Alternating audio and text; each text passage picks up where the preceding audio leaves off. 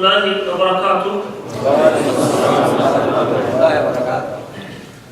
الحمد لله رب العالمين والعاقبة للمتقين والصلاة والسلام على سيد الأنبياء والمرسلين.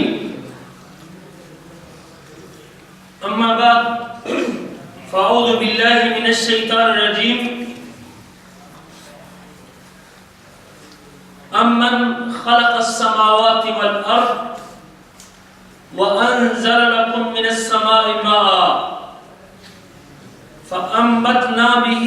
حَدَائِقَ ذَاتَ بَهْجَةٍ مَا كَانَ لَكُمْ أَن تُنبِتُوا شَجَرَهَا أَإِلَٰهٌ مَّعَ اللَّهِ بَلْ هُمْ قَوْمٌ يَعْدِلُونَ. أَمَّنْ جَعَلَ الْأَرْضَ قَرَارًا وجعل خلالها انهارا وجعل لها رواسي وجعل بين البحرين حاجزا أإله مع الله بل أكثرهم لا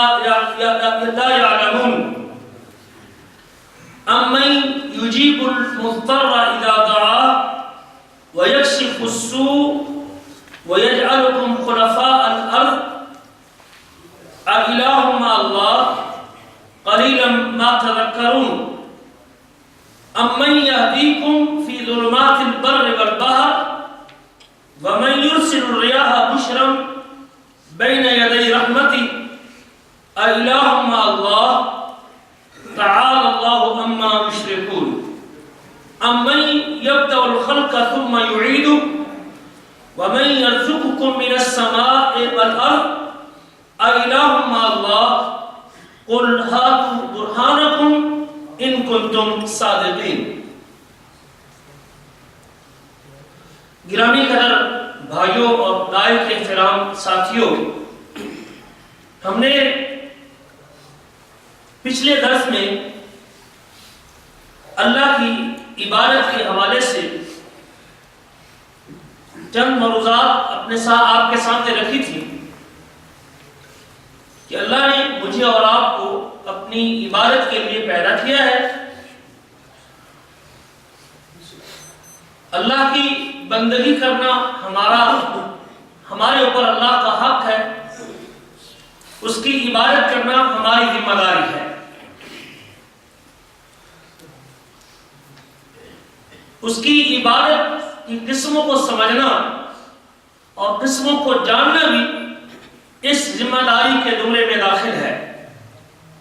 عبادت کسے کہتے ہیں؟ عبادت کس چیز کا نام ہے؟ عبادت میں کون کون سی چیزیں آتی ہیں؟ عبادت کی کتنی قسمیں ہیں؟ عبادت کے مفہوم میں کیا کیا چیزیں شامل ہیں؟ ان باتوں کی معرفت حاصل کرنا بھی میرے اوپر اسی طرح واجب اور ضروری ہے جس طرح اللہ تعالیٰ کی عبادت کرنا ضروری ہے. ہندو پاک میں اس ماحول میں ہم رہے پلے بڑھے ہیں، یہ بڑا المیہ ہے کہ ہم نے اللہ ذوالجلال کی ذات کے حوالے سے، صفات کے حوالے سے، عبادت کے حوالے سے ہمارے پاس وہ اتنی معلومات نہیں ہے جو ایک مومن کے لیے ہونی ضروری ہے. میں یہ نہیں کہتا کہ ہمیں پتہ ہی نہیں ہے کہ آپ کو معلوم ہی نہیں ہے، بالکل معلومات ہیں، لیکن جو جامع تصور اللہ جلال کے بارے میں ایک مومن کو ہونا چاہیے تھا وہ تصور موجود نہیں ہے. اور آج ہمارا معاشرہ جو راہ راست سے مٹا ہوا ہے یا معاشرے کے جو افراد صراط مستقیم سے بھٹکے ہوئے ہیں، اس کی بنیادی وجہ کہ ان کے ذہنوں میں مالک الملک کی توحید کا یا اللہ جلال کے اوپر ایمان کا کامل تصور موجود نہیں ہے. یہ علم کی کمی سمجھ لیں، یہ نقص ہے ہمارے علم میں، اور علم کی اس کمی اور علم کی اس نقص کی اور اس کمزوری کی وجہ سے ہمارا عمل بھی اس کے مطابق خراب ہو چکا ہے. ہم نے پچھلے درس میں تفصیل کے ساتھ یہ ذکر کیا تھا کہ عبادت کی قسموں میں سے ایک قسم عبادت ہے، دعا ہے. عبادت کی قسموں میں سے ایک قسم دعا ہے، اور اس دعا کا مالک الملک نے اپنی کتاب میں 8 مقام پہ اپنی ذات سے دعا مانگنے کا اور اپنی ذات سے دعا کرنے کا حکم دیا ہے. اور یہ بھی بات یاد رکھیں مالک الملک اگر اپنی کتاب میں ایک مقام میں بھی فرما دیتے کہ تم نے مجھ سے دعا کرنی ہے، اپنی مصیبتیں، اپنے دکھ، اپنی پریشانیاں، اپنی اولادیں، اپنا رزق، اپنا مال، جو کام میں کرتا ہوں وہ تم نے میرے ہی سے کروانا ہے، تو ایک ہی دلیل ہمارے اللہ کے لیے یہ کام کرنے کے لیے کافی تھی۔ لیکن مالک الملک نے ایک پہ اکتفا نہیں کیا، بلکہ اللہ نے اپنی کتاب میں 8 مقام پہ فرمایا کہ تم نے مانگو تو مجھ سے مانگو، وقال ربکم ادعونی، اور تمہارے رب نے کہا کہ تم مجھ سے دعا کرو، مجھ سے مانگو، میری عبادت کرو، میرے سامنے جھکو، میرے آگے رکوع کرو، سجدہ کرو، میرے نام کی نظر و نیاز دو، اپنے دکھوں، مصیبتوں اور پریشانیوں کو میرے سامنے پیش کرو۔ مالک الملک نے اپنی کتاب میں اس کا حکم دیا ہے، اور جب اللہ اس کا حکم دے دے تو ہمارے لیے کیا بنے گا؟ عبادت۔ ہمارے لیے اس کام کو پورا کرنا یہ عبادت کے جملے میں شامل ہوگا۔ میں نے تفصیل کے ساتھ پچھلی گفتگو میں وہ مقامات آپ کے سامنے رکھے تھے۔ اللہ تعالیٰ ہمیں ان کو سمجھنے کے بعد ان کے تقاضوں کو پورا کرنے کی توفیق نصیب فرمائے۔ آج کی نشست میں نے قرآن مجید کے وہ چند مقامات آپ کے سامنے رکھنے ہیں جس میں رب ذوالجلال نے جہاں اپنی ذات سے مانگنے کا حکم دیا ہے، اپنی ذات سے دعا کرنے کا حکم دیا ہے، اپنے آپ کو پکارنے کا حکم دیا ہے، اپنے آپ کے سامنے ہاتھ پھیلانے کا حکم دیا ہے، وہاں اسی رب ذوالجلال نے اپنے علاوہ مخلوق میں سے کسی کے سامنے ہاتھ پھیلانے سے منع بھی کیا ہے۔ اور یہاں ایک فرق بھی سمجھ لیجئے، دعا ایک ہوتی ہے ما فوق الاسباب اور ایک ہوتی ہے ما تحت الاسباب، اسباب سے اوپر اور اسباب کے نیچے، اور اس فرق کو سمجھنا ضروری ہے۔ ما فوق الاسباب کا مطلب یہ ہے کہ ایسی چیز اللہ سے مانگنا جس کی طاقت صرف کون رکھتا ہو؟ اللہ ہی رکھتا ہو۔ اتنی دوری سے مانگنا، ہر زبان میں مانگنا، ہر گھڑی مانگنا، ہر وقت مانگنا،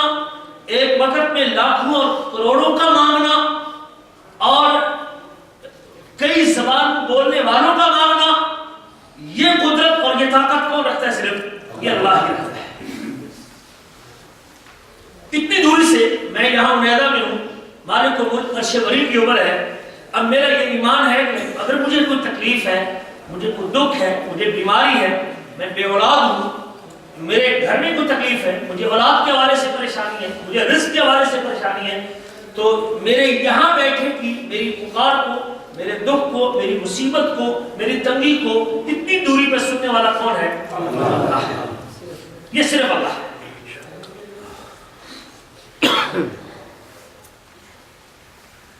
اب اتنی دوری پہ صرف میری زبان سے نکلنے والی بات کو نہیں، بلکہ میرے دل کے راز اور میرے دل کے ارادے سے بھی کون واقف ہے؟ اللہ واقف ہے، اللہ کی علم ہے۔ اگر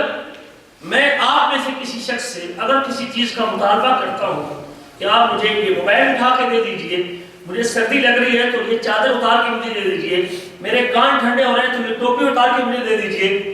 آپ سے اس قسم کا مطالبہ کرنا جو آپ کی ہمت اور آپ کی طاقت اور آپ کے پاس چیز موجود ہے اور آپ وہ دے بھی سکتے ہیں اور آپ میری آواز کو سن بھی رہے ہیں اور آپ تک میری آواز پہنچ بھی رہی ہے اور آپ سننے کی ہمت اور طاقت بھی رکھتے ہیں، آپ سے 10 ریال کا مطالبہ کرنا، آپ سے ٹوپی کا مطالبہ کرنا، آپ سے چادر کا مطالبہ کرنا، کیا یہ پکارنا بھی شرک ہوگا؟ سوال یہ کہ یہ بھی شرک ہوگا؟ نہیں، یہ شرک نہیں۔ اسباب کے نیچے، اسے اسباب کے نیچے سمجھتے ہیں کہ ایسا شخص جو آپ کے قریب ہے، جس تک آپ کی آواز پہنچتی ہے اور جو آپ کی آواز کو سنتا بھی ہے اور اس کے پاس جو چیز موجود ہے آپ اس سے مانگ رہے ہیں، آپ کو کوئی مار رہا ہے اور آپ کی آواز یہاں زید بکر عمر تک 1 کلومیٹر کے فاصلے تک پہنچ سکتی ہے، آپ اسے کہتے ہیں کہ زید عبداللہ میری طرف آنا، یہ لوگ مجھے مار رہے ہیں، اس طرح آواز دینا یہ شرک ہوگا؟ یہ اسباب کے نیچے ہے، یہ اسباب کے نیچے۔ اسی کی ایک اور مثال سمجھیے کہ ایک شخص مجھے مارتا ہے، مجھے پکڑتا ہے، اس نے میرے گلے کے اوپر ہاتھ رکھا ہوا ہے اور آپ اپنے کمرے میں یا آپ سوپ میں ہیں یا آپ شرکا فہد میں ہیں یا آپ کسی اور کمپنی میں ہیں اور سفاری میں ہیں، اب اگر میں یہ عقیدہ رکھتا ہوں کہ عبداللہ یہ مجھے مار گیا اور مجھے آ کے چھڑا ہے اس سے، آپ زندہ بھی ہیں اور آپ سنتے بھی ہیں، آپ اردو بھی سمجھتے ہیں اور ٹوٹی پھوٹی عربی بھی جانتے ہیں، اب اگر اسی حال کے اندر میں اس عقیدے سے آپ کو پکارتا ہوں اور آپ کو سمجھتا ہوں کہ آپ اپنے شرکے کے مدیر اور آپ کو زیادہ سال ہو گیا اور آپ کا تعلق بھی ہے اور 10-15 بندے آپ کے ساتھ کام بھی کرتے ہیں اور آپ جو ہے نا وہ اگر میری آواز کو سنتے تو آپ آ بھی سکتے ہیں، اگر آپ یہاں بیٹھا میں کسی آدمی کو اس کے شرکے میں یا اس کے گھر میں یا پاکستان میں یا انڈیا میں یا امریکہ یا دنیا میں کسی مقام میں کوئی شخص موجود ہو، زندہ بھی ہے، سنتا بھی ہے، دیکھتا بھی ہے، لیکن مجھے نہیں، وہ سنتا بھی ہے لیکن میری آواز اب اس تک سننے کی جو سننے کے اسباب تھے، جہاں تک آواز پہنچ سکتی تھی، اب وہ اسباب بھی موجود نہیں ہے۔ وہ میری آواز کو سنتا ہے لیکن میری آواز کو نہیں سنتا، وہ دیکھتا ہے لیکن مجھے نہیں دیکھتا، اس کے پاس 10-15 بندے بدماش موجود ہیں جو اٹھا کے اس ظالم کا ہاتھ بھی پکڑ سکتا ہے، لیکن اب اس کے پاس یہاں آنے کی فوری طور پہ میرے پاس پہنچنے کی قوت موجود۔ اب اگر میں کسی انسان کو اسی زندگی میں ایسے وقت پہ اس کو پکارتا ہوں یا کسی ایسے بندے سے زندگی میں ایسی چیز مانگتا ہوں، آپ میں سے کسی بندے سے کہوں کہ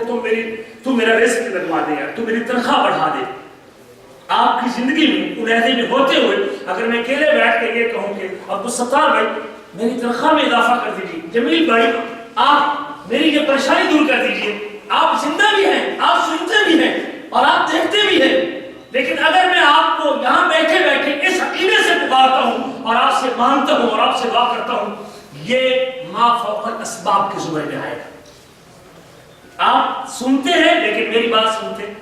جو سننے کا سبب تھا وہ کیا ہو چکا ہے، وہ دوری کی وجہ سے ختم ہو چکا ہے۔ جو دیکھنے کا سبب آنکھیں تھی، اب وہ بیچ میں کئی رکاوٹیں حائل ہو چکی ہیں کہ آپ دیکھتے ہیں لیکن مجھے دیکھنے کی صلاحیت،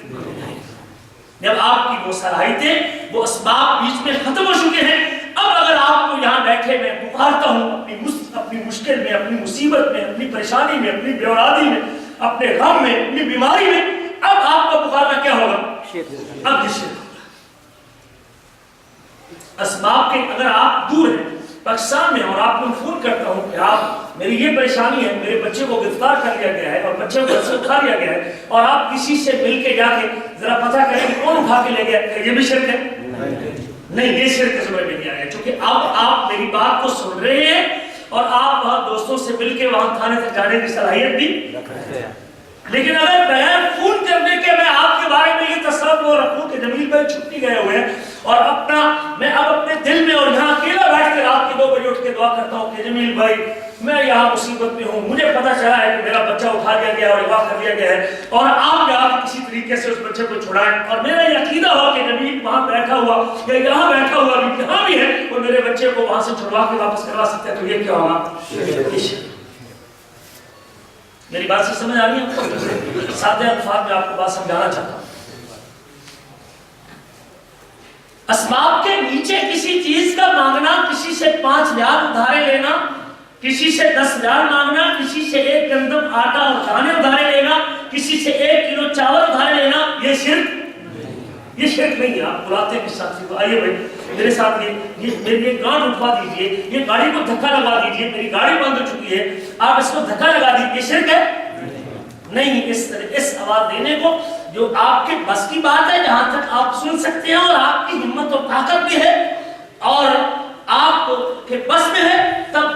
یہ شرک کے زمرے میں نہیں آئے گا۔ یہ دعا جو اللہ تعالیٰ نے اپنی ذات کو مقامے کو حکم دیا ہے، اسباب سے ہٹ کے کسی کو اس کی زندگی میں یا اس کی موت کے بعد زندگی میں پکارے، اسباب سے پیچھے رہ کے، یا اس کے مرنے کے بعد اگر پکارتے ہیں تو اس کے شرک ہونے میں کوئی شک، چونکہ یہ کس کا حق ہے؟ یہ اللہ کا حق ہے، اور اللہ نے یہ حق 8 مقام پہ اپنی کتاب میں منوایا ہے اور ماننے کا حکم دیا ہے کہ ادعوا ربکم ادعوہ ودعوہ ادعونی، اپنے رب کو پکارو، مجھ کو پکارو، اس کو پکارو، ایما تدعو، جس کو پکارو، رحمان کو پکارو یا اللہ کو پکارو۔ تو اللہ نے مختلف انداز سے آیتیں پھیر کے الفاظ بدل کے یہ عقیدہ اور یہ نقطہ اچھی طرح اپنے بندوں کے دل میں ڈالا ہے کہ یہ میرا حق ہے، میرے علاوہ کسی اور کا حق یہ میرا حق ہے. یہ کسی کی زندگی میں اگر اس حق کو اگر مالک الملک سے مخلوق کی طرف پھیرتا ہوں پھر بھی شرک ہے. کسی کی زندگی کے بعد اس کے مرنے کے بعد اگر عارضی طور پر اس کے اندر ابھی سنتا بھی ہے، دیکھتا بھی ہے، جاگتا بھی ہے، بیدار بھی ہے،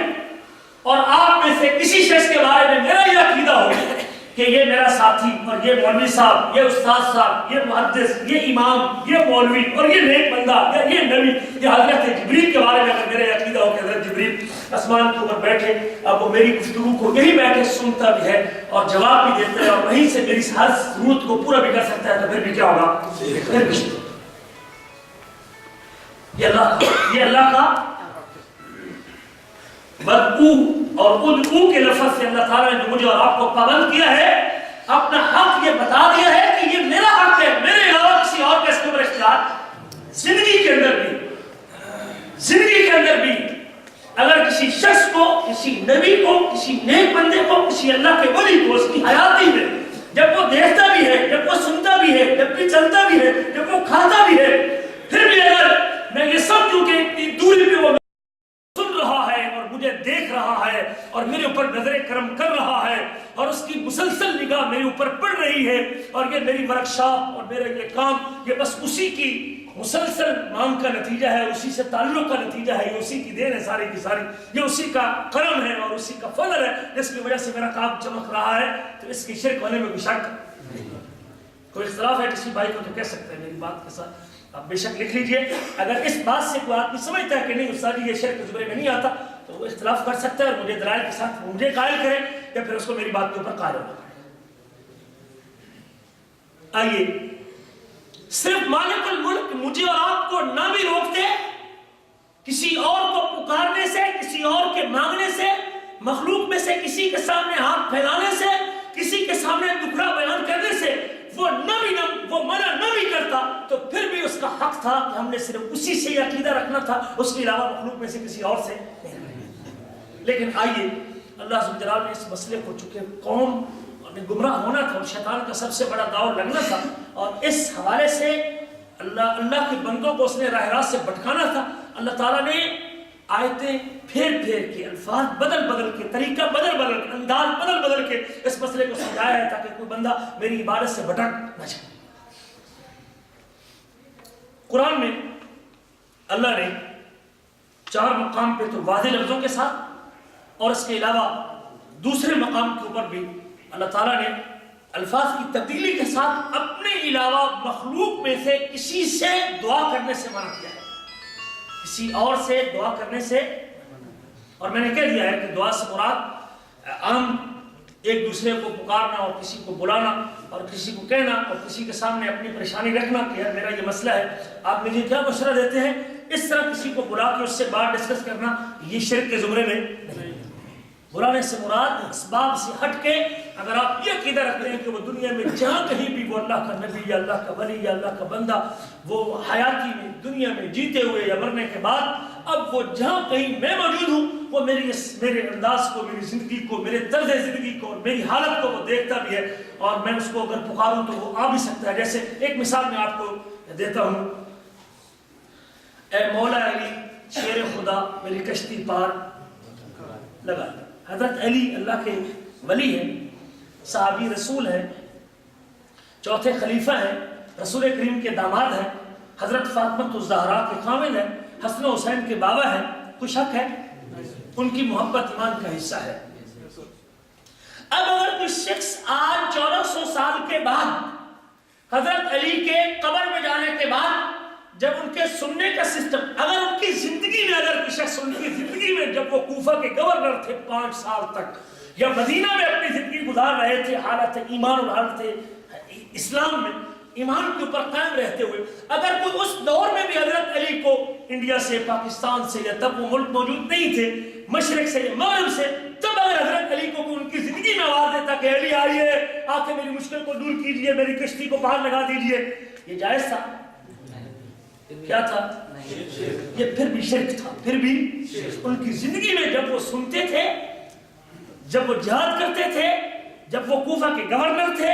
جب وہ دیکھتے بھی تھے اگر کوئی شخص اپنے مشرق و مغرب دنیا کے شمال و جنوب میں سے کسی مقام پہ بھی ان کو یہ آواز دیتا کہ علی میں پھنسا ہوا ہوں، میری کشتی ڈوبنے والی ہے، اور آ کے ہاتھ کا سہارا دیجیے اور میری کشتی کو پانی سے نکال دیجیے، یہ پھر بھی شرک تھا، اس کے شرک ہونے میں کوئی شک۔ اور آج اگر ان کے دنیا سے چلے جانے کے بعد، فوت ہونے کے بعد، قبر میں چلے جانے کے بعد، ان کی سماعت ختم ہونے کے بعد، روح نکل جانے کے بعد، آنکھیں بند ہونے کے بعد، بینائی ختم ہونے کے بعد، زبان کی گویائی کے بعد، اگر کوئی شخص جب وہ مٹی میں ان کا جسم مل چکا ہے، سوائے نبیوں کے سارے جسم کو مٹی کھا جاتی ہے، نبیوں کا جسم مٹی کے اوپر کیا ہے؟ حرام ہے۔ اب اگر ان کے مٹی میں مل جانے کے بعد کوئی شخص آج اگر یہ کہے اے مولا علی شیر خدا میری کشتی پار لگا دینا، آج اگر کوئی یہ عقیدہ رکھے تو کیا اللہ جلال کے ساتھ دعا میں شرک کر رہا ہے کہ یہ اللہ جلال کے ساتھ دعا کے اندر شرک کر رہا ہے؟ یہ اللہ کا حق ہے اتنی دوری، چونکہ اب حضرت علی کے ہاں تو سننے اور دیکھنے کی صلاحیت جب تھی تب بھی اتنی دوری کے اوپر بس نہ سن سکتے تھے، نہ دیکھ سکتے تھے، نہ کشتی کو پار لگا سکتے۔ یہ کس کا اختیار تھا؟ یہ اللہ کا اختیار تھا۔ اور اسی کو اللہ نے کہا ودعونی ادعونی ادعو ربکم، مجھ کو پکار، رزق اگر مانگتا ہوں میں، جو مانگنا ہے در مصطفیٰ سے مانگ، جو مانگنا ہے در مصطفیٰ سے ہے نہیں، نظم ہے پوری، ایک پوری رات لوگ پڑھتے ہیں، جو مانگنا ہے در مصطفیٰ سے مانگ، اور رب ذوالجلال کہتے ہیں جو مانگنا ہے مجھ سے مانگ۔ اور آج کا قوال اور آج کا ناز خان کہتا ہے جو مانگنا ہے در مصطفیٰ سے مانگ۔ اب میں رب کی مانوں یا قوال کی مانوں یا ناز خان کی مانوں؟ میرا رب مجھے یہ کہتا ہے کہ میرے بندے میں نے تجھے پیدا کیا، میں نے تجھے زندگی دی، میں نے تجھے حیاتی دی، میں نے تجھے اولاد دی، میں نے تیرے لیے آسمان کو کھڑا کیا، میں نے تیرے لیے زمین کو بچھایا، میں نے پانی کو اتارا۔ اب جب تیری ضرورت ہے، جب تجھے کسی چیز کی مانگ ہے، تجھے کسی کی طلب ہے، کسی کی تمنا ہے، جو تیری طلب ہے، اب وہ طلب تجھے کس کے سامنے رکھنی ہے؟ یہ میرا حق ہے، میرے علاوہ یہ کسی اور کا حق۔ آئیے اللہ نے حکم دیا اپنے آپ سے مانگنے کا اور اپنے علاوہ دوسروں سے مانگنے سے۔ تو مخلوق میں سے اپنے علاوہ ہر ایک چیز اس میں آتی ہے، آسمان ہے، زمین ہے، سورج ہے، چاند ہے، حیوان ہے، گائے ہے، اللہ کا نبی ہے، حضرت جبریل ہے، حضرت اسرافیل ہے، ملک الموت ہے، خازن النار ہے، ملائکہ ہے، انسان ہے یا جن ہے۔ مخلوق میں سے جو بھی مخلوق ہے رب کے علاوہ کسی اور کو آپ یہ چیزیں جس کے اوپر اللہ کا اختیار ہے، جس کے اوپر اللہ کا کنٹرول ہے، اللہ کے علاوہ کسی اور کا کنٹرول ہی نہیں ہے، یہ صرف اللہ ہی سے مانگ سکتے ہیں، کسی اور سے۔ آئیے اللہ فرماتے ہیں قل یا ایھا الناس ان کنتم فی شک من دینی، قل کہہ دیجئے، فرما دیجئے، ایھا الناس اے لوگوں۔ اللہ تعالیٰ اپنے نبی محمد صلی اللہ علیہ وسلم سے یہ زبانی بات کرواتے ہیں، سورۃ یونس آیت نمبر 104 سے لے کر 107 تک۔ قل یا ایھا الناس، رسول کریم کل یہ آپ سے مانگیں گے، کل آپ سے مانگیں گے، آپ کی امت کل آپ سے مانگیں گے، یہ سب تمہارا کرم ہے آقا کے بعد اب تک بنی ہوئی۔ کل آپ کے بارے میں، تیری امت آپ کے بارے میں کہے گی تیرا کھاواں تیرے گیت گاواں یا رسول اللہ۔ یہ آپ کی امت ہے، آپ کی محبت میں آ کے آپ سے مانگیں گے، آپ کے پیار میں آ کے آپ سے رزق مانگیں گے، آپ سے روٹی مانگیں گے، آپ سے سب کچھ مانگیں گے، جو مانگنا ہے در مصطفیٰ سے مانگ کہیں گے یہ۔ لہذا آپ اپنا عقیدہ اور اپنے نظریہ اپنی امت کے سامنے کلیئر کر دیجئے، قیامت تک کے لیے یہ وہی کتاب میں لکھی جائے اور قرآن میں رہے، تاکہ کوئی بندہ راہ راست سے بھٹک نہ جائے۔ قل یا ایھا الناس، کہہ دیجئے اے لوگو، ان کنتم فی شک من دینی، اگر تم میرے دین کے بارے میں شک کرتے ہو، میرے مذہب کے بارے میں، میرے عقیدے کے بارے میں، جو میں لے کے آیا ہوں، جو پیغام اترا ہے، جو قرآن میرے اوپر آیا ہے، جو جبریل علیہ السلام پیغام میرے اوپر لے آئے ہیں، قل ان کنتم فی شک من دینی فلا اعبد الذین تعبدون من دون اللہ۔ تو میری بات بڑی کلیئر کٹ، بڑی واضح، بڑی دو ٹوک بات ہے، اس میں کوئی جھول اور کوئی لچک نہیں میری بات کے اندر۔ فلا اعبد الذین تعبدون من دون اللہ، اللہ کے علاوہ جن کی تم پوجا کرتے ہو، جن کے سامنے تم جھکتے ہو، جن کے نام کی تم نظر و نیاز دیتے ہو، جن کو تم نفع نقصان کا مالک سمجھتے ہو، جن نیک لوگوں کو تم اپنا کرنے والا سمجھتے ہو، جن کا خوف اپنے ذہنوں میں رکھتے ہو، جن سے تم دعائیں مانگتے ہو، جن سے تم اولاد مانگتے ہو، جن سے تم رزق مانگتے ہو، جن کو تم اپنا اللہ اکبر مصیبت سے دور کروانے کے لیے جن کو تم پکارتے ہو، لا اعبد الذین تعبدون من دون اللہ، جن کو تم اللہ کے علاوہ پوجتے ہو، جن کی تم پوجا کرتے ہو، میں محمد ان کی پوجا ولیکن اعبد اللہ الذی یتوفاکم، بلکہ میں اس اللہ کی عبادت کرتا ہوں، میں اس اللہ کی پوجا کرتا ہوں، میں اس رب کے سامنے جھکتا ہوں، میری پیشانی اس رب کے سامنے ٹکتی ہے، میں اس کے سامنے رکوع کرتا ہوں، میں اس سے دعا کرتا ہوں، میں اس سے رزق مانگتا ہوں، میں اس کی نعمت کو تسلیم کرتا ہوں۔ الذی یتوفاکم، جو تم کو موت دیتا ہے، جو تم کو فوت کرتا ہے، میں اس کی پوجا کرتا ہوں جس کے ہاتھ میں زندگی اور موت کا اختیار ہے، جس کی تم پوجا کرتے ہو ان کے ہاتھ میں زندگی موت کا اختیار نہیں ہے۔ اگر سمجھتے ہو کہ ان کے ہاتھ میں زندگی موت کا اختیار ہے جن کو تم پوج رہے ہو، ٹھیک ہے، ان کی پوجا کرو، لیکن میرا عقیدہ یہ ہے کہ زندگی اور موت کا اختیار بھی کس کے پاس ہے؟ تبارک الذی بیدہ الملک وهو علی کل شیء قدیر، ببرکت ذات اللہ تعالیٰ کی جس کے ہاتھ میں بادشاہی ہے۔ پوری کائنات کا بادشاہ کون ہے؟ وہ اللہ ہے۔ بیدہ الملک وهو علی کل شیء قدیر، اور ہر چیز کے اوپر قادر، قدرت رکھنے والا بھی کون ہے؟ اللہ ہے۔ الذی خلق الموت والحیاۃ لیبلوکم ایکم احسن عملا، جس نے زندگی اور موت کو پیدا کیا ہے، زندگی اور موت کا اختیار جس کے ہاتھ میں ہے، جس کو چاہے زندگی دے دے، جس کو چاہے موت دے دے، یہ اختیار اللہ کے پاس ہے۔ محمد کریم اسی کی پوجا کرتا ہے جس کے پاس یہ اختیار ہے۔ ان کے پاس نہ یہ اختیار ہے نہ میں ان کی پوجا کرتا ہوں۔ وَأُمِرْتُ أَنْ أَكُونَ مِنَ الْمُؤْمِنِينَ، مجھے اس بات کا حکم دیا گیا ہے کہ میں ایمان والوں میں سے ہو جاؤں، ایمان والوں میں سے ہو جاؤں۔ میرا ایمان مجھے منع کرتا ہے کہ میں ان کے سامنے ان کی پوجا نہیں کر سکتا۔ وَأَنْ أَقِمْ وَجْهَكَ لِلدِّينِ حَنِيفًا، محبوب محمد کریم اپنے چہرے کو دین کے لیے سیدھا، یک طرفہ کر کے سیدھا کر، اپنے رخ کو دین کے لیے سیدھا کر لیجیے اللہ کے حوالے سے۔ اگر آپ نے چہرہ مالک کے سامنے جھکا دیا ہے، اپنی پیشانی کو اللہ کے سامنے ٹکا دیا ہے، اس کے ایک ہونے کا اعلان کر دیا ہے، اس کی الوہیت کا جھنڈا اٹھا دیا ہے، اب آپ نے زندگی بھر کے لیے آخری لمحات تک اگر پوجا کرنی ہے تو یک طرفہ ہو کے اسی ایک اللہ کی پوجا کرنی ہے۔ اپنا چہرہ جب اس کی طرف نگاہ اٹھا دیے تو کسی اور کی طرف نگاہ اٹھانے کی ضرورت نہیں۔ ان اقم وجهك للدین حنیفا ولا تکونن من المشرکین، اور آپ نے بھی شرک کرنے والوں میں سے نہیں۔ اگلا جملہ جو نقطہ ہے میرے موضوع ہے، جس ولا تدعوا من دون اللہ، ولا تدعوا من دون اللہ، اور آپ اللہ کے علاوہ کسی سے دعا نہ کریں، اللہ کے علاوہ کسی اور کو نہ پکاریں، اللہ کے علاوہ کسی اور کے سامنے سجدہ نہ کریں، اللہ کے علاوہ کسی اور سے رزق نہ مانگے۔ عبادت نام کا جو کام ہے وہ اللہ کا حق ہے، اللہ کے علاوہ کسی اور کی بندگی نہ کرے۔ ولا تدعوا، جس میں تدعو کے لفظ موجود ہے، ولا تدعوا من دون اللہ، اللہ کے علاوہ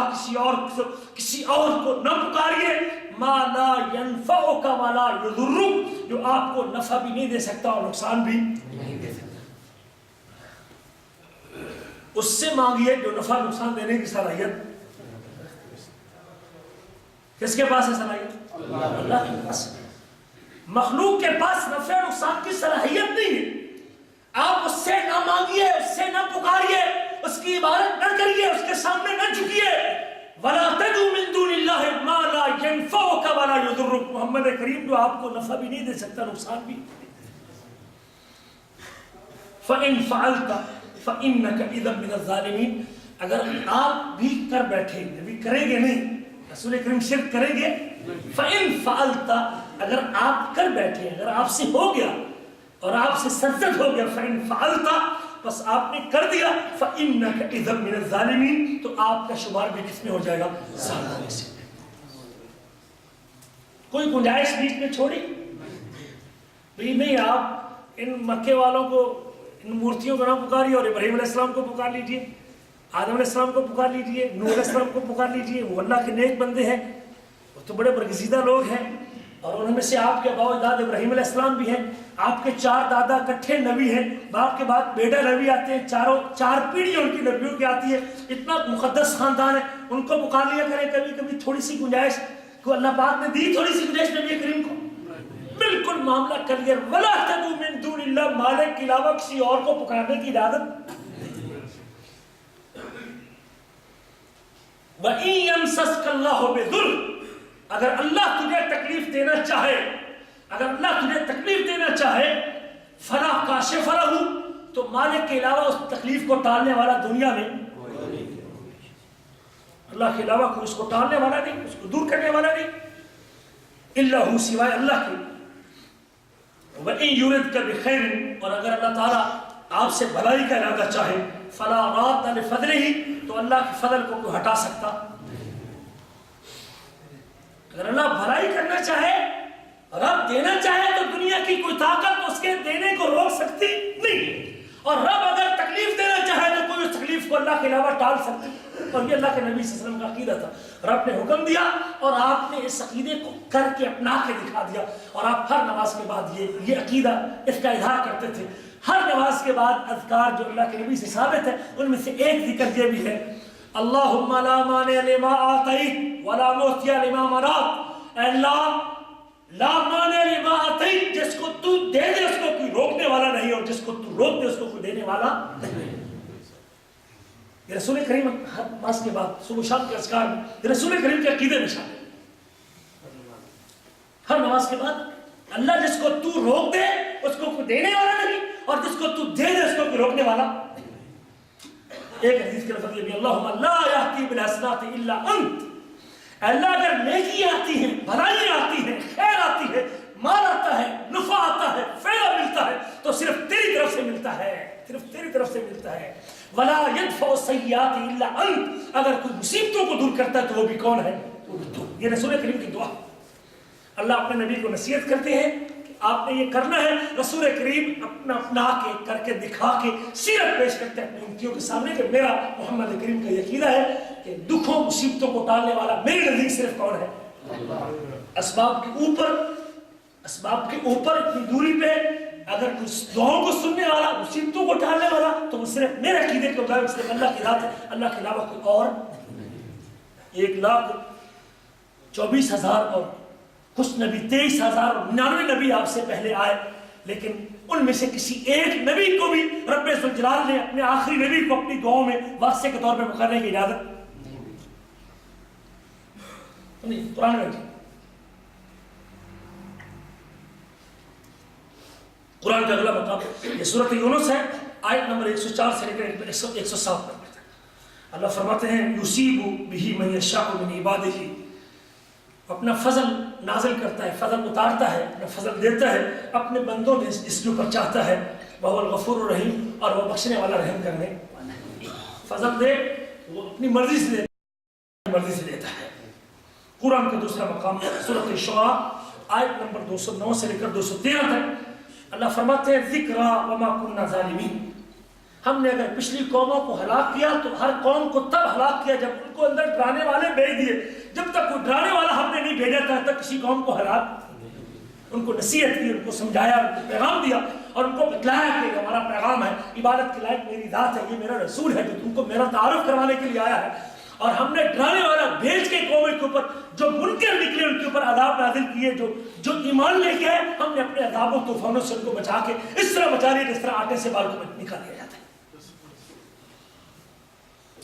ذکرا وما کننا ظالمین، یہ نصیحت ہے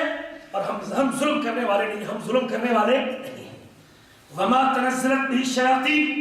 اور یہ کتاب جو ہم نے نازل کی ہے، یہ قرآن اتارا ہے،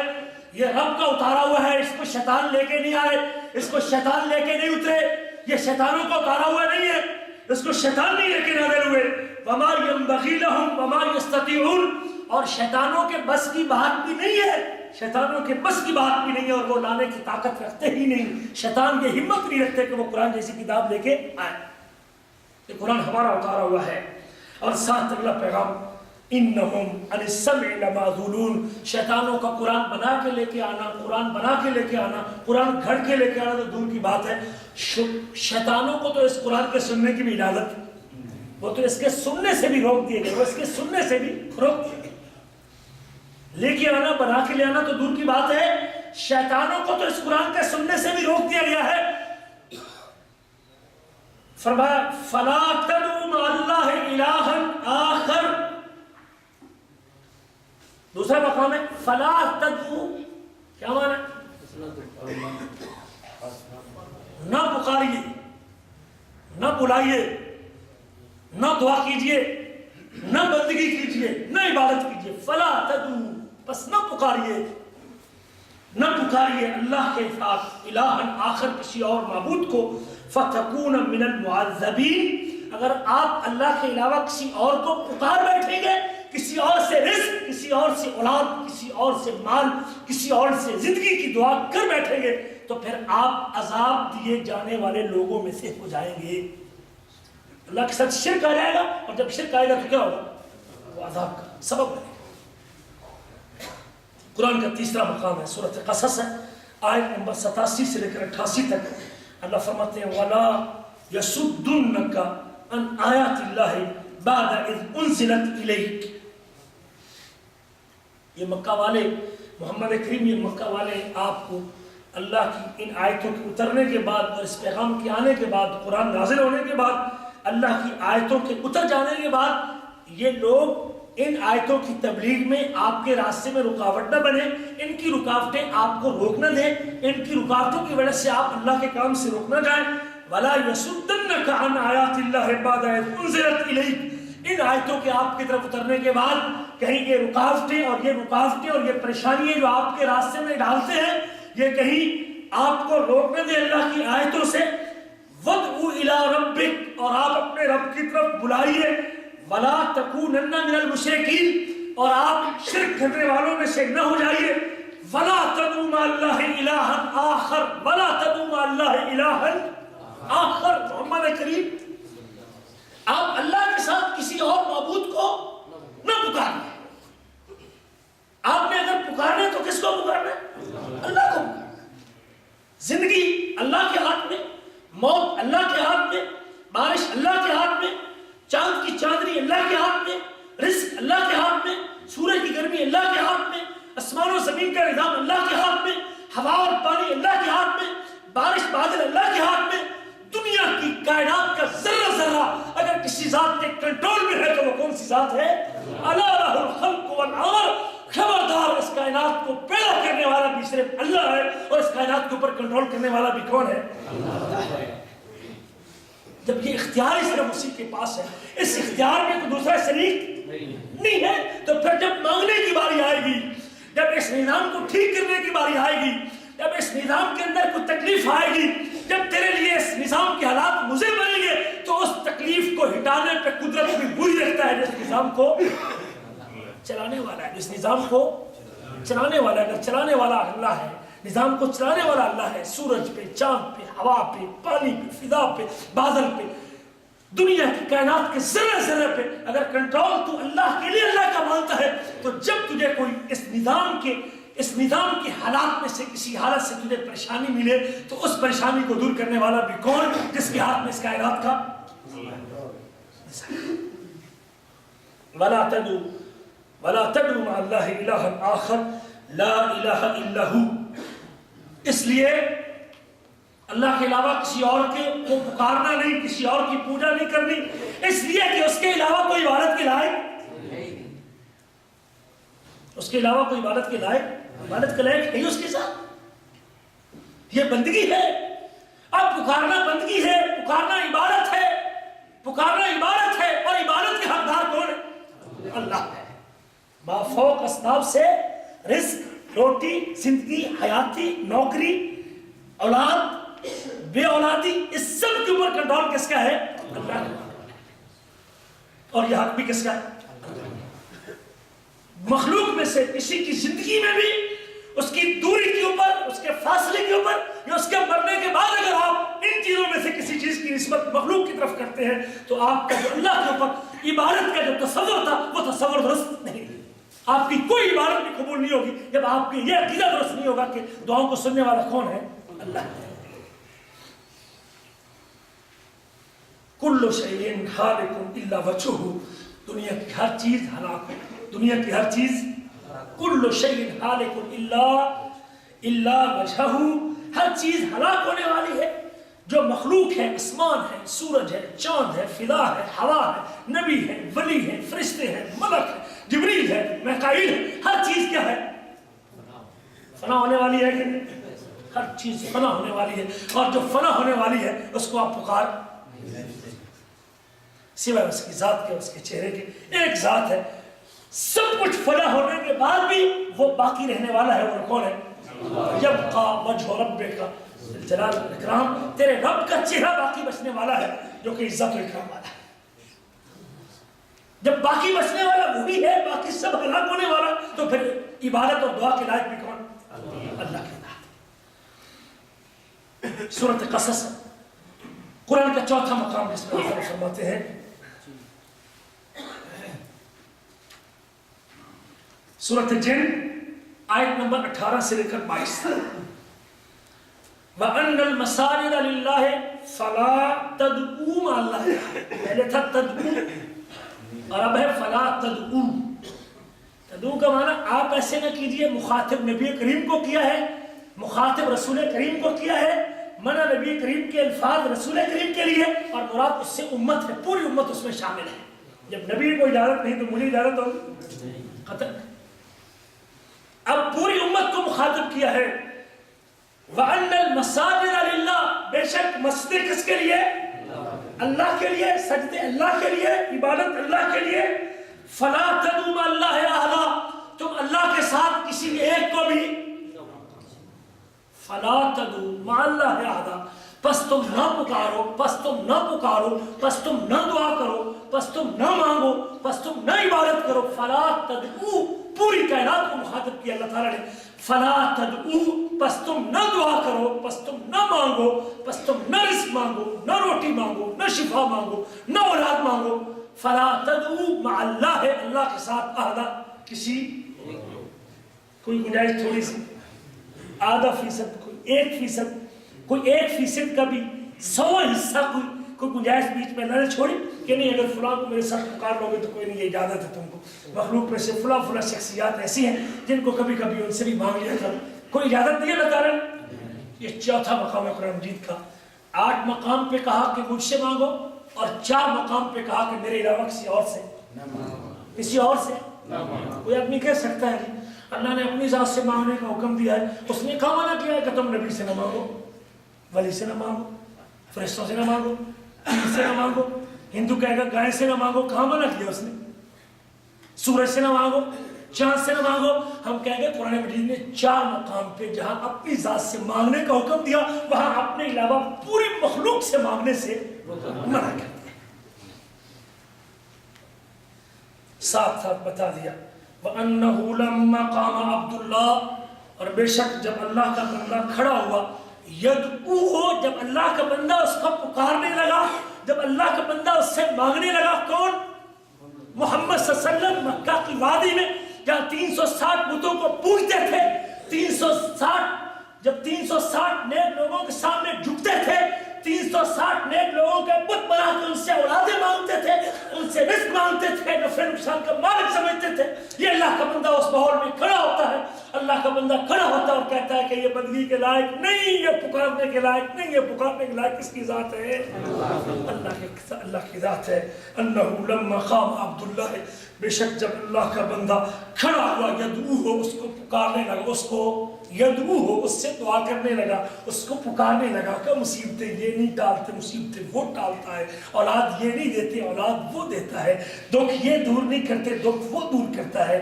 اللہ اکبر، رزق یہ نہیں دیتے، رزق وہ دیتا ہے. یدعوہ، اس کو پکارنے لگا، اس کو پکارنے لگا. کادوا یکونون علیہ لبدا، قریب تھا کہ آپ کے اس پیغام کی وجہ سے، آپ کے سیلان کی وجہ سے، آپ کی اس دعوت کی وجہ سے، آپ کے ذخیرے کی وجہ سے جس کا آپ نے اظہار کیا، وہ آپ کے اوپر جوک در جوک ہو کر، یہ جمکٹا ہو کے آپ کے اوپر پلٹ پڑتے اور آپ کے اوپر حملہ آور ہو جاتے. یہ پیغام ان کو اچھا ہمارے بزرگوں کو گستاخی کرتے، محمد کریم ہمارے بزرگوں کی گستاخی کرتے. ہم کو اتنی صدیاں گزر گئی ان کے سامنے جھکتے اور ان سے مانگتے ہوئے. اب یہ اللہ کے نبی عجیب بات کرتے، نئی بات کرتے کہ اس سے مانگو، صرف اس سے مانگو. سورۃ جن آپ ان کے سامنے اپنا عقیدہ کلیئر کر دیجئے. محمد کریم کل آپ کے ماننے والے بھی کسی ابہام کا شکار نہ رہے، کسی جھوٹ کے اندر نہ پڑے رہے، کسی نظر کا شکار نہ ہو جائے. فرما دیجئے ان کے سامنے قل انما ادعو ربی، قل انما ادعو ربی، قل کہہ دیجئے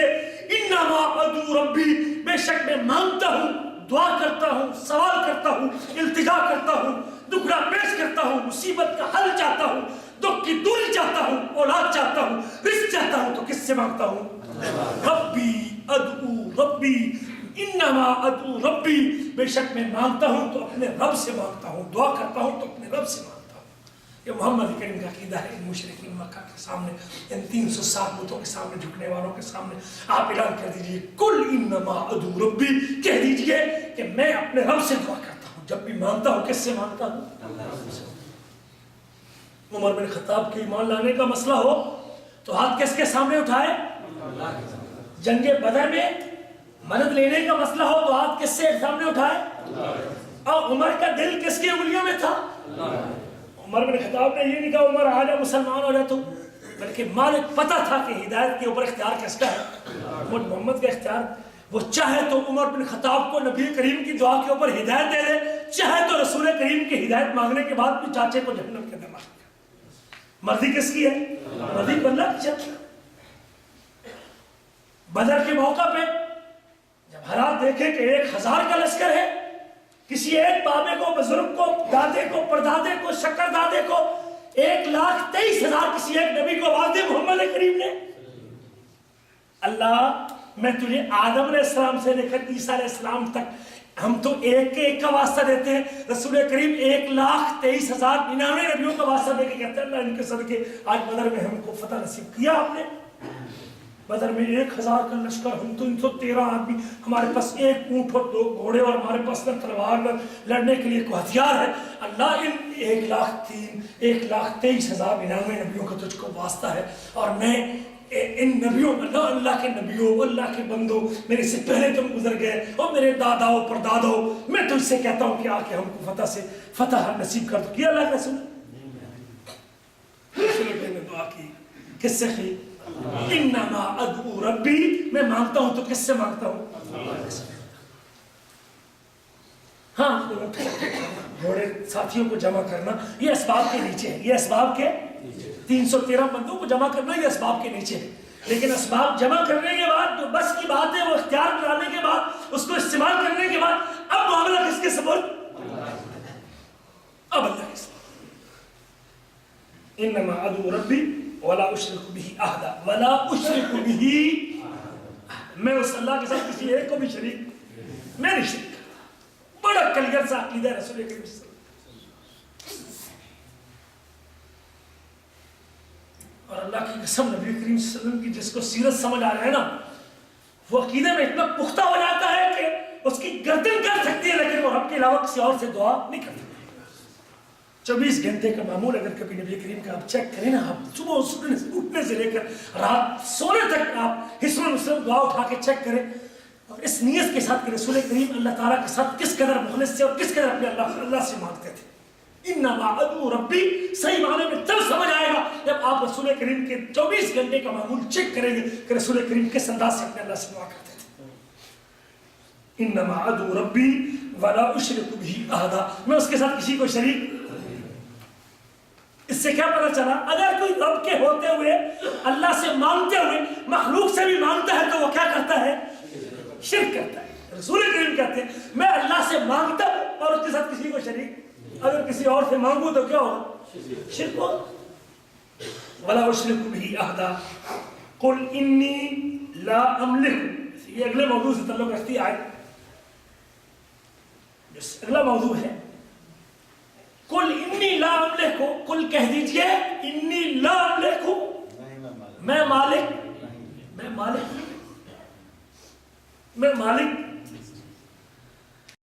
املک لکم سرا ولا رشدا، میں تمہارے نفع اور نقصان کا مالک۔ قل کہہ دیجئے محمد کریم کل یہ آپ کو بلائیں گے اور آپ کو وعدے دیں گے اور المدد یا رسول اللہ کے لیے پکاریں گے، انڈیا پاکستان سے ممبر و محراب پہ کھڑے ہو کے کہیں گے المدد یا رسول اللہ، اور آپ ان سے کہہ دیجئے قرآن مجید کے اندر کہ لا املک لکم سرا ولا رشدا، میں تمہارے نفع نقصان کا مالک۔ کل بجائے اللہ سے مانگنے کے لیے آپ سے مانگیں گے اور آپ ان کو 1400 سال پہلے بتا دیجئے کہ میں محمد کریم تمہارے نفع نقصان کا مالک۔ یہ سورت جن،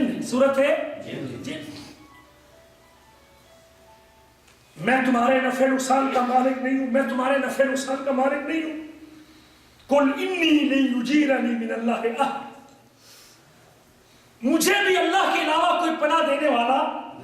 میں کائنات کا سید ہوں، پوری مخلوق سے اعلیٰ ہوں، ساری مخلوق سے اعلیٰ ہوں، تمام نبیوں سے افضل ہوں، پوری مخلوقات میں سے اونچا مقام رکھتا ہوں، لیکن اگر مجھے بھی کوئی پناہ دینے والا ہے تو کون ہے؟ اللہ ہے۔ یہ عقیدہ توحید ہے، مجھے بھی پناہ دینے والا اللہ ہے۔ وَلَنْ أَجِدَ مِن دُونِهِ مُلْتَحَدًا، میرے پاس اس اللہ کے علاوہ کوئی جائے پناہ ہے ہی نہیں، میں نہیں پاتا اس کے علاوہ کوئی مجھے پناہ دینے والا نہیں۔ یہ 4 مقام ہے۔ اس کے بعد ایک مقام پہ فرماتے ہیں، انداز مختلف ہے، یہ تو بالکل لا تدعو، کیا ہے ہمارا؟ نہ پکارو، کوئی الفاظ بالکل اس میں کوئی لچک ہے ہی نہیں، لا تدعو۔ ایک دوسرا انداز ہے، اللہ فرماتے ہیں سورۃ النمل میں، لمبی نہ ہو جائے، فرمایا امن یجیب المضطر اذا دعا ویکشف السوء ویجعلکم خلفاء الارض، امن یجیب المضطر اذا دعا، مجھے بتاؤ تو صحیح، اور مشرکین مکہ مجھے بتاؤ تو صحیح، اور بتوں کو پوجنے والوں بتاؤ تو صحیح، امن خلق السماوات والارض، آسمان و زمین کو کس نے پیدا کیا، آسمان سے پانی کس نے اتارا ہے، یہ تمہارے لیے پر رونق باغوں کو کس نے اگایا ہے، مجھے بتاؤ تو صحیح ان درختوں کو کون اگانے والا ہے، کیا اللہ کے علاوہ کوئی اور اگانے والا ہے؟ نہیں۔ کون ہے جو زمین کو بچھونا بنانے والا ہے، کون ہے جو زمین میں سے نہروں چلانے والا ہے، کون ہے جو اس زمین کے اوپر مضبوط پہاڑ کو گاڑنے والا ہے، کون ہے جو 2 پانیوں کے درمیان پردہ قائم کرنے والا ہے، کیا اللہ کے ساتھ کوئی اور الہ ہے؟ سارے کام کرنے والا اللہ ہے، تو عبادت کے لائق بھی کون ہے؟ اَمَّن یُجِیبُ الْمُضْطَرَّ اِذَا دَعَا، جب کوئی مضطر آدمی، کوئی لاچار آدمی، مصیبتوں میں پھنسا ہوا، دکھوں میں اٹکا ہوا شخص جب اپنے ہاتھوں کو بلند کرتا ہے اور وہ لاچار اپنے ہاتھوں کو رب کے دربار میں اٹھا لیتا ہے، تو مجھے بتاؤ اس لاچار کی لاچاری کو دور کرنے والا کون؟ اس کی فریاد رسی کرنے والا کون؟ اس کی دعاؤں کو سننے والا کون؟ اس کی دعاؤں کو سننے والا اللہ ہے۔ وَيَكْشِفُ السُّوءَ، اور اس کی تکلیفوں کو ٹالنے والا بھی اللہ ہے۔ وَيَجْعَلُكُمْ خُلَفَاءَ الْأَرْضِ، اور زمین میں تم کو اپنا نائب بھی وہی بناتا ہے۔ أَإِلَٰهٌ مَّعَ اللَّهِ، مجھے بتاؤ کہ اللہ کے علاوہ کوئی اور یہ کام کرنے والا ہے؟ جب پچھلے کام کرنے والا اللہ ہے تو پھر دعاؤں کو قبول کرنے والا بھی کون ہے؟ اللہ ہے۔ قرآن کا اگلا مقام، قُلْ أَرَأَيْتُمْ مَا تَدْعُونَ مِن دُونِ اللَّهِ، محمد کریم ذرا ان سے یہ بات کہہ دیجیے، ارأیتم ما تدعون من دون اللہ، جن لات کو، منات کو، عزا کو، نیک لوگوں کو، ستو پلانے والوں کو، حاجیوں کی خدمت گزاروں کو، ان نیک بندوں کو جن کو تم پکارتے ہو ان کی مورتیاں بنا کے، ارأیتم ما تدعون، مجھے بتاؤ تو صحیح کہ جن کو تم اللہ کے علاوہ پکارتے ہو، ارونی ماذا خلقوا من الارض، ذرا دکھاؤ تو صحیح کہ زمین کا کون سا ٹکڑا انہوں نے بنایا ہے، زمین کا کون سا خطہ ہے، کتنے ایکڑ زمین جو انہوں نے بنائی ہے، اگر زمین انہوں نے بنائی ہے تو ان کو پکارتے ہو، اگر زمین بنانے والا اللہ ہے تو پکار کے لائق بھی کون ہے؟ ارونی، مجھے دکھاؤ کہ زمین کون سی زمین انہوں نے پیدا کی، کیا ان کا آسمان بنانے میں ان کی شراکت ہے کسی کی؟ کسی کی؟ کسی قبر والے کی، کسی مورتی کی، کسی پتھر کی، سورج چاند کی، کسی نبی ولی کی آسمان کے بنانے میں شراکت ہے؟ جب آسمان بھی وہ اکیلا بغیر شراکت بنانے والا، زمین بھی اکیلا بنانے والا ہے، تو دعاؤں کے لائق بھی کیا ہے؟ وہ اکیلا ہے، یہ اس کا حق ہے اکیلے کا، وہ اپنا حق کسی کو دینا نہیں چاہیے۔ اور اگلی بات، ایتونی بکتاب من قبل ھذا وأثارۃ من علم، وہ کتاب کو لکھی تحریر لے کے آؤ ذرا، اگر آپ مانتے ہو کہ زمین انہوں نے بنائی ہے یا آسمان میں ان کی شراکت ہے تو کوئی کتاب کو لکھی چیز لے کے آؤ یا کوئی علمی دلیل لے کے آؤ، ان کنتم صادقین، اگر تم سچے ہو، اگر سچے ہو تو ان کی شراکت پہ کوئی دلیل لے کے آؤ، اگر ان کی شراکت پر دلیل نہیں تو یہ عبادت کے لائق نہیں۔ وَمَنْ أَضَلُّ مِمَّنْ يَدْعُو مِن دُونِ اللَّهِ، کون گمراہ ہے؟ سب سے بڑا گمراہ وہ شخص ہے، سب سے بڑا گمراہ، سب سے بڑا ضلالت میں بھٹکنے والا، گمراہیوں کی وادیوں میں اترنے والا۔ وَمَنْ أَضَلُّ مِمَّنْ يَدْعُو مِن دُونِ اللَّهِ، اس سے بڑا گمراہ کون ہو سکتا ہے؟ اس سے بڑا گمراہ کون ہو سکتا ہے؟ اس سے بڑا گمراہ کون ہو سکتا ہے جو اللہ کے علاوہ ایسی ذاتوں کو پکارتا ہے، جو اللہ کے علاوہ ایسی ذاتوں کو پکارتا ہے۔ من لا يستجیب له الى یوم القیامہ، جو قیامت تک بھی اس کی دعا سننے کی طاقت نہیں رکھتا، قیامت تک اس کی دعا سننے کی۔ آپ کہیں گے کون پکارتا ہے؟ شمر پکارتے ہیں، تقدیر بدلنے والے دے وچ لاہور دے ڈیرا، تم داتا داتا کہندا رہا کدی تے کہو گا، یہ پکارتا ہے کہ نہیں پکارتا؟ نہیں پکارتا، یا داتا یا داتا یا داتا یا داتا یا داتا یا داتا، کدے تھی کہوں گا کھیڑا پنجابی کی قوالی ہے سب جانتے ہیں سعید چشتی قوال کی گائی قاری بھی ہے عالم بھی ہے اور وہ قوال بھی ہے فیصل آباد کا رہنے والا ہے کہتا ہے تقدیر بدلنے والے کا لاہور میں ڈیرا ہے تو اس کی قبر پہ کھڑے ہو کے کہتے رہے یاد آتا یاد آتا یاد آتا یاد آتا یاد آتا یاد آتا یاد آتا یاد آتا یاد آتا آخر کبھی تو وہ تیری پکار کو تو سعودیہ سے گیا ہے یہاں سے علیحدہ سے گیا ہے وہ تھک کے نیچے سے کہہ دے کون ہے تو کیا بات ہے تجھے کیڑا ہے تو مکے جدی تسلی نہیں ہوئی اتنے مرن ہے یہ پکار نہیں اللہ کہتے ہیں کون بڑا گمراہ سب سے بڑا گمراہ وہ شخص ہے جو اللہ کے علاوہ ایسی ذات کو پکارتا ہے جو قیامت تک اس کی دعا کو سننے کی طاقت اس کی دعا کا جواب نہیں دے سکتا تو 1 گھنٹہ کہتے ہیں اگر ہم کہتے ہیں پوری قیامت تک کوئی بلاتا رہے اس کو جواب ملنے کی قرآن کہتا ہے وہ جواب نہیں دے سکتے ہم کہتے ہیں وہ کہے گا کون ہے تو کیا بات ہے تجھے کیا لینے کے لیے آیا کیڑا ہے تو مت مری گئی انسان وَهُمْ مِنْ دُعَائِهِمْ غَافِلُونَ وہ ان کی پکار سے کیا ہے اللہ کہتے ہیں غافل ہے رب کہتے ہیں غافل ہے ان کو پتہ نہیں ان کی روح نکل گئی ہے ان کی جان نکل گئی ہے ان کے کان بند ہو چکی ہے ان کی نگاہ بند ہو چکی ہے ان کی زبان بند ہو چکی ہے اس کے بیوی بچے رو رہے ہیں تڑپ رہے ہیں کہ بابا بولنا بند ہو گیا بابا سننا بند ہو گیا یہ کہتے ہیں کہ نہیں یاد آتا یاد آتا یاد آتا یاد آتا یاد آتا وَإِذَا حُشِرَ النَّاسُ اور کوئی کہتا ہے حق باہو بے شک باہو ایک نظر کرم دی تک سعودیہ میں بیٹھا ہے ادھر مکہ کے جوار میں مکہ میں رہتا ہے اور یہ سنتا ہے بیٹھ کے حق باہو بے شک باہو ایک نظر کرم دی تک باہو باہو تو حق ہے تو بے شک ہے میری اللہ کے گھر میں تسلی نہیں ہوئی تو وہیں جھنگ میں پڑا ہوا میرے اوپر نظر قرآن کہتا ہے ان کو پتہ ہی نہیں ہے کہ کون ہے ہم کہاں پڑے ہوئے کس مٹی میں کب ہم کو اٹھایا جائے گا ان کو معلوم بھی نہیں ہے اور ہم مسلمان اللہ کو ماننے والے اس انداز کی بدعقیدگی کا شکار ہو چکے ہیں اس حی اور قیوم ذات کو چھوڑ کے ہم مردوں کو اور جو اللہ کے پاس چلے جا چکے ہیں جو فوت ہو چکے ہیں ہم ان کو سنانے اور سننے پہ لگے ہوئے قرآن کہتا ہے وَإِذَا حُشِرَ النَّاسُ كَانُوا لَهُمْ أَعْدَاءً جب لوگوں کو جمع کیا جائے گا جب لوگوں کو جمع کیا جائے گا كَانُوا لَهُمْ أَعْدَاءً تو وہ ان کے کیا ہو جائیں گے دشمن ہو جائیں گے پتھر دشمن ہوں گے اور مورتیاں دشمن ہوں گی دشمن کون ہوگا حشر کس کے اوپر ہوگا پتھروں پہ مورتیوں پہ حشر انسانوں پہ ہوگا وَإِذَا حُشِرَ النَّاسُ جب لوگوں کو جمع کیا جائے گا حشر کے میدان میں كَانُوا لَهُمْ أَعْدَاءً جو پوچھتے تھے جو جھکتے تھے جو مانگتے تھے جو پکارتے تھے وہ جن کو پکارتے تھے وہ کہیں گے کہ ہم نے تم کو اپنے آپ کو پکارنے کا کبھی حکم وہ ان سے دشمنی کا اظہار کریں گے پاک لوگ بدبخت ہو کس چیز نے کس نے کہا تھا کہ تم ہم کو پکارتے رہنا پیچھے یاد آتا کہ سدائے لگاتے رہنا كَانُوا لَهُمْ أَعْدَاءً وَكَانُوا بِعِبَادَتِهِمْ كَافِرِينَ وہ ان کی عبادت کے کیا ہو جائیں گے قرآن نے ادھر سے دعا کہا پھر اس کو عبادت کہا پیچھے دعا کہا آگے عبادت کہا اس کا پتہ چلا کہ مخلوق کو پکارنا کیا ہے یہ بھی شرک کے زمانے میں آتا ہے یہ عبادت دعا مانگنا کیا ہے اور یہ کس کا آخری بات